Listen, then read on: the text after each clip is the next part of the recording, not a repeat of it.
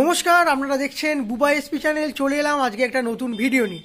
আজকের ভিডিওতে আমি আপনাদের সঙ্গে আলোচনা করব নেটো কবে প্রতিষ্ঠিত হয়, নেটোর কি কাজ এবং নেটোর 31টা যে দেশ আছে সেই দেশগুলোর নামও আজকে আমি আপনাদের সামনে তুলে ধরব।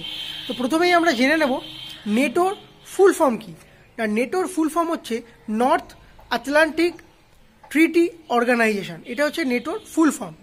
নেটোর 1949 সালে 4 এপ্রিল 12টা দেশ মিলে তাদের সামরিক সহযোগিতার জোট হিসেবে এই নেটোকে তারা সৃষ্টি করে।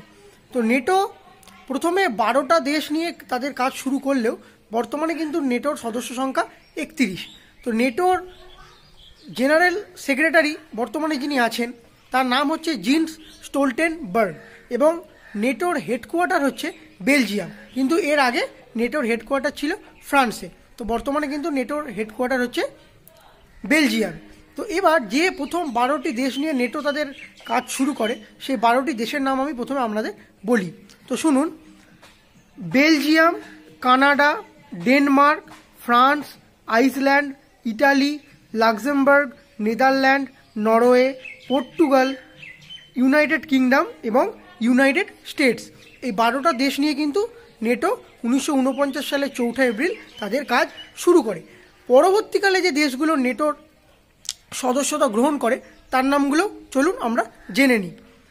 গ্রিস, তুর্কি, জার্মানি, স্পেন, চেক Republic, Hungary, Poland, Bulgaria, Estonia, Latvia, Lithuania, Romania, Slovakia, Slovenia, Albania, Croatia এবং রিসেন্ট 2023 সালে ফিনল্যান্ড কিন্তু নেটোর সদস্য হয়েছে। তো এই 31টা দেশ কিন্তু বর্তমানে নেটোর সদস্য রয়েছে।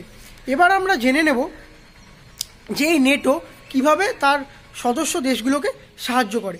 ধরুন নেটোর 31টা দেশের ওপর যে দেশ নেটোর সদস্য গ্রহণ করেনি সেই দেশ যদি নেটোর কোনো দেশের ওপর হামলা চালায় বা আক্রমণ করে, তখন নেটোর যেই দেশের ওপর অন্য দেশ আক্রমণ করবে তখন কিন্তু সেই দেশ একা লড়বে না, তখন নেটোর 31 জন সদস্য কিন্তু সেই দেশের সঙ্গে লড়বে এবং সেই দেশ কিন্তু তখন একা লড়বে, তার পেছনে কিন্তু তাকে লড়তে হবে নেটোর সঙ্গে, যেহেতু নেটোর 31টা দেশ নেটোর সদস্য সংখ্যা গ্রহণ করেছে। তো নেটোর মেন যে কাজ হলো, নেটোর অন্তর্ভুক্ত কোনো দেশকে যদি আপনি আক্রমণ করেন সেই ক্ষেত্রে যে দেশ নেটোর সদস্যভুক্ত দেশকে আক্রমণ করবে তৎক্ষণাৎ নেটোর সমস্ত দেশ কিন্তু সেই দেশের হয়ে অন্য দেশের সঙ্গে লড়াই চালাবে। তো এটা হচ্ছে নেটোর মেন কাজ।